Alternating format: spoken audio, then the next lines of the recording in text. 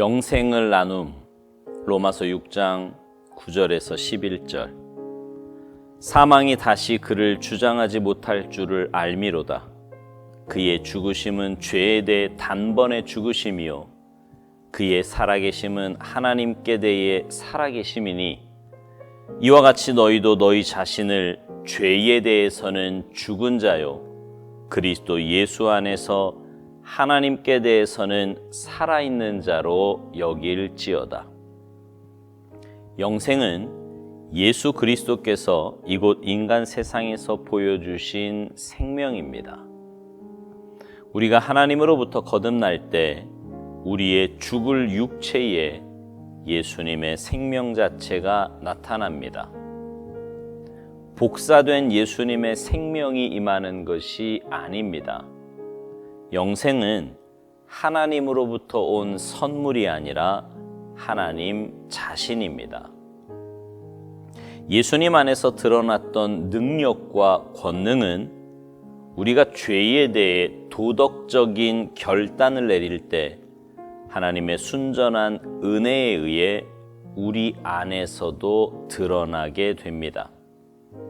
너희가 성령의 권능을 받게 될 것이라. 사도행전 1장 8절. 권능이란 성령으로부터 오는 은사로서의 능력이 아니고 그분이 부여하는 어떤 힘도 아니며 성령 자체입니다. 예수 안에 있었던 그 생명은 우리가 주님과 일치하기로 결단하면 주님의 십자가를 근거로 우리의 것이 됩니다. 우리가 하나님과 화목하는 것이 어렵다면 이는 우리가 죄에 대해 확실한 결단을 내리지 않았기 때문입니다. 그러나 결단하는 순간 하나님의 충만하신 생명이 우리 안에 들어옵니다. 예수님께서는 우리에게 끝없는 생명의 공급을 위해 오셨습니다. 그래서 너희들이 하나님의 충만하심으로 충만케 되길 원하노라. 에베소서 3장 19절. 영생은 시간과는 전혀 관계없는 것이며 예수님께서 이 세상에 오셨을 때 그분이 사셨던 그 생명이 영생입니다. 그러므로 영생의 유일한 근원은 오직 주 예수 그리스도입니다. 아무리 연약한 성도라도 그의 모든 것을 내려놓으면 하나님의 아들의 거룩한 능력을 체험할 수 있습니다. 자신의 작은 능력이라도 주장하면 예수님의 생명을 가리울 것입니다. 그러므로 계속 내려놓을 때 하나님의 충만한 생명이 천천히 그러나 확실하게 우리의 모든 삶의 영역에 임하게 될 것입니다. 이에 사람들이 우리가 주님과 함께 하신다는 사실을 알게 될 것입니다.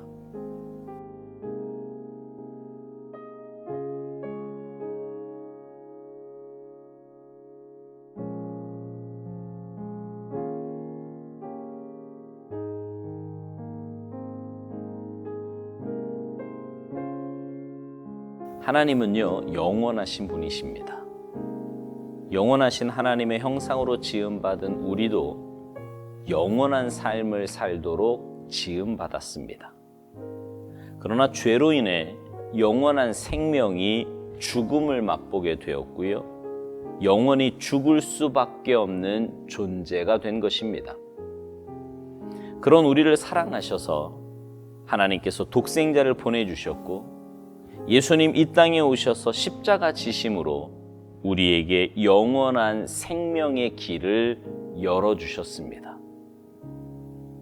예수님 때문에 우리에게는 영생의 길이 열렸고요. 누구든지 그 주님을 마음에 모시고 인생의 주인으로 모시고 믿음의 삶을 살아가게 되면, 다시 말해서 거듭나게 되면 우리의 삶에 주님의 생명이 임하게 됩니다. 오스왈드 목사님은 이것을 우리가 거듭날 때 우리의 죽을 육체에 예수님의 생명 자체가 나타난다, 이렇게 표현합니다. 그러면서 영생은 하나님으로부터 온 선물이 아니라 하나님 자신이라고 말합니다. 영원한 생명이신 하나님께서 내 삶에 임재하실 때 예수님 안에서 드러났던 그 능력이 우리의 삶에도 드러나게 된다는 것입니다. 우리는 흔히 능력이라고 하면 어떤 은사로서의 능력 혹은 성령님이 부여해 주시는 어떤 힘이라고 생각을 합니다. 그러나 성령의 능력은요, 성령 자체이십니다. 예를 들어 이런 거예요. 자기만 알던 어떤 사람이 있다고 가정해 봅시다. 그 사람이 예수님을 믿고 거듭남의 체험을 하고 난 이후에 삶이 달라졌어요. 평소 자기만 알던 그가 이제는 다른 사람을 돌아볼 줄 알게 되었고요. 무엇보다 다른 사람을 향한 사랑과 긍휼의 마음을 갖게 되었습니다. 그런데 그가 다른 사람을 사랑하게 된 것은 그의 안에 계신 성령님이 주시는 힘으로 그렇게 된 게 아니고요. 성령님이 사랑이시기에 그분을 모시고 살아갈 때 그의 삶이 사랑의 삶이 된 것입니다. 이 모든 것의 근거는 바로 예수님의 십자가이지요. 그 십자가로 인해 우리는 주님과 함께 할 수 있는 은혜가 주어졌고요.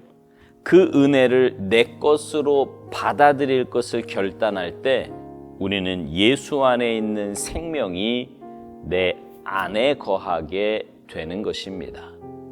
다시 말씀드리지만 주님 이 땅에 오심은 우리의 죄 때문입니다. 죄의 삭은 사망인데 우리의 모든 죄값을 해결하시고자 십자가에 달리셔서 우리의 모든 죄값을 대신 치루신 것입니다. 하나님과 죄는요, 결코 함께 할 수 없습니다. 우리 안에 있는 죄의 문제를 하나님 앞에 내어놓고 십자가의 피로 씻지 못하면 하나님과의 화목은 없습니다. 그러나 주님의 십자가 앞에 나아가 우리의 죄를 고백하며 내어놓기만 하면 주님은 우리의 모든 죄를 씻어주실 뿐만 아니라 하나님의 충만하신 생명이 우리 안에 들어오게 되는 것입니다.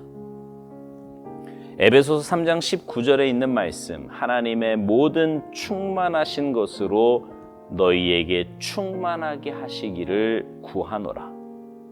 예수님은 바로 이 충만함, 영원한 생명의 공급을 위해 오신 것입니다. 영생 자체이신 예수님이 우리의 영생의 유일한 근원이며 그분이 이 땅에 오셔서 사신 그 삶이 바로 영생의 삶입니다. 그래서 영생은 단지 시간의 개념이 아닙니다. 오스왈드 목사님은 영생은 시간과는 전혀 관계없는 것이라고까지 말합니다.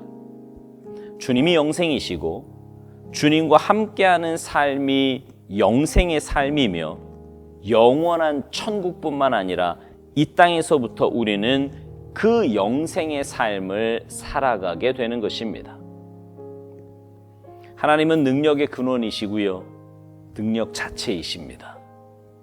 그런데 하나님은 굉장히 인격적인 분이시라 우리가 그분을 내 삶의 주인으로 모시지 않으면 그 능력을 우리에게 나타내 보이지 않으십니다. 반대로 우리가 그분을 내 삶의 주인으로 모시고 내 모든 것을 주님의 십자가 앞에 내려놓을 때 주님은 비로소 내 삶의 주인으로 내 삶에서 하나님의 능력을 나타내 보여주십니다. 그리고 우리는 그 능력을 체험하게 되는 거예요.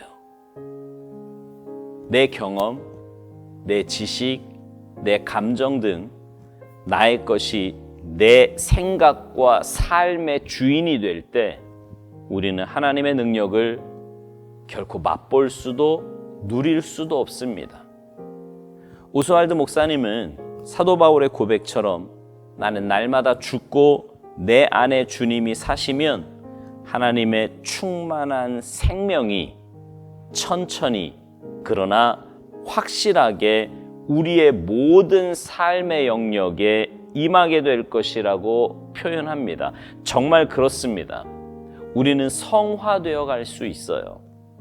내가 내려놓기만 하면 범사의 주님을 인정하며 주님 앞에서 살기만 하면 말입니다. 바라기는 우리 모두가 그런 삶을 살아서 나 자신은 이 땅에서부터 천국의 맛을 보고 주님의 능력을 누리며 살아갈 뿐만 아니라 내 주위에 있는 모든 사람들이 그런 우리의 삶을 통해 하나님 살아계심을 맛보아 알 수 있게 되기를 간절히 소망합니다. 아멘.